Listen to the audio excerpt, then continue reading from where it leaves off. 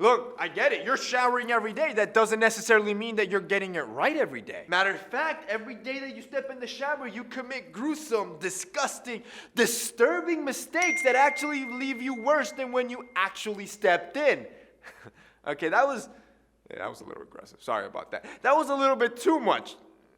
It's not actually that serious, but it actually is dirty. See, most of you are committing shower mistakes every day, and you do them because it's second nature. You've been doing it your entire life, and you don't realize you're not actually cleaning yourself.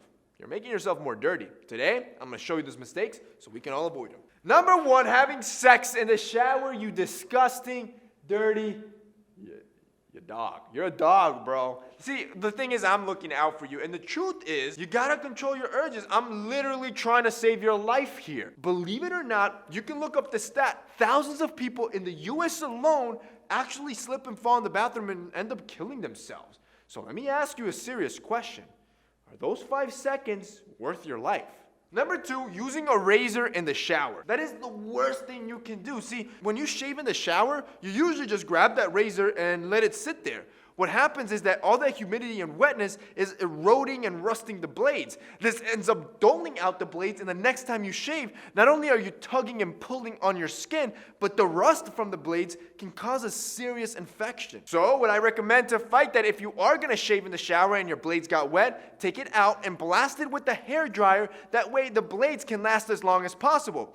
And while we're shaving in the shower, I should mention to you that our company, Heat Grooming, it's launching this month, March 27th. Not only are we bringing back our wireless facial scrub, which literally sold out in 1 hour last time we launched. This thing flew off the shelves, which is amazing to gently scrub your face and remove that dirt from your pores. We're also dropping our sleek new nose trimmer and our brand new, that we've never dropped before, matte black toothbrush. In other words, if you want to sexify your bathroom, this next launch from Heat Grooming, March 27, you're not going to want to miss. Number 3, soaping up your entire body. Contrary to what you might think, more soap doesn't necessarily mean more clean. See, these body washes carry within them heavy cleaning detergents that can strip your skin and leave it prone to infections. This is why dermatologists suggest to only use soap in areas that have a bad odor or get heavily soiled, like your ass crack, for example. Everything else you should wash more lightly so you can take care of your skin and make sure you're not over drying it. Number 4, not replacing your scrub every month. Whether you're using a towel or a loofah, using it over and over and over again, it's dirty.